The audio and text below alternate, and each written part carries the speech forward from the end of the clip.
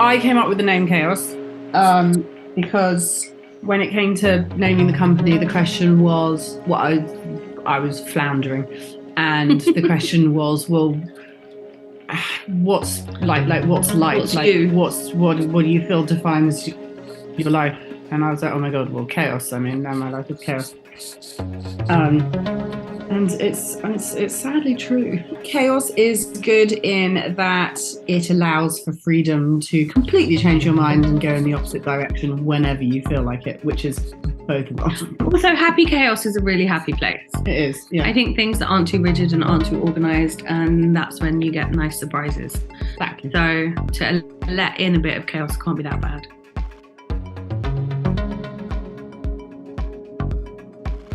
Very much dependent on the project and where we are and how much work we've got on, or kind of what mood we're in. It's a real head-heart thing. You have to want to do something, and I don't think we're led by it being luxury. Maybe sometimes our taste on the other side makes it land there. That's a problem. But you've got to make sure you've got the time to do something that you can dedicate yourselves, that we both are excited about it.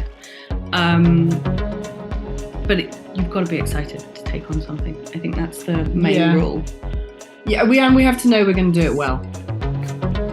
That's doing things badly is very painful. We get super overexcited. So, there'll be a mention of doing something and we've already got 18 mood boards, a full collection, ideas of how we're going to launch it, and the people that we may work with don't even know that we exist yet sometimes.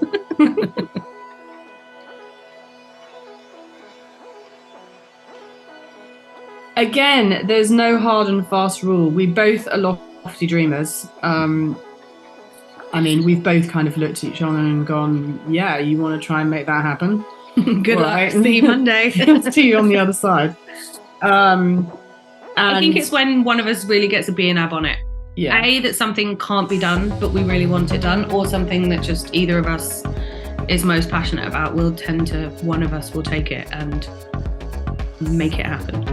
Yeah, and sometimes it happens in tandem, but it's quite often that one of us will drive it and see it over. Largely because we're slightly chaotic. The evolution is... Yeah, if you've got, the unknown is as exciting as what you're doing right now.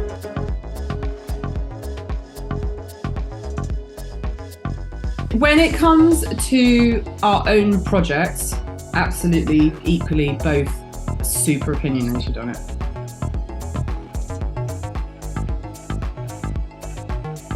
There's so many different layers, especially when you're working across kind of brand and content and printed magazine. There's such different things. And what's been incredible is how excited this kind of group of women have been to just dive into whatever it is we might be excited about that week. The trust is enormous. When you work with people that are normally in the photograph, they don't normally have much say in the picture itself. And we always find that quite boring, and we try and always approach editorial, especially, in a way that kind of the subject of the photograph is just as excited by whatever it is we're trying to create and say as we are in the process leading up to it.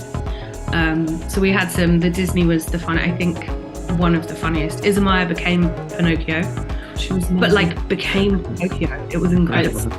Ashley Graham became the lady from Lady and the Tramp. Yeah. And she knew instantly, there was kind of 20 characters, there was no discussion. That was who was her inner character. Michelle Gabert became Tinkerbell. For two very specific reasons. He's always wanted to be a fairy, and he likes to only fly private. It was just these dedicated gut felt. So working with people that get as excited about these kind of little things as we do is such a pleasure. Yeah, it's special.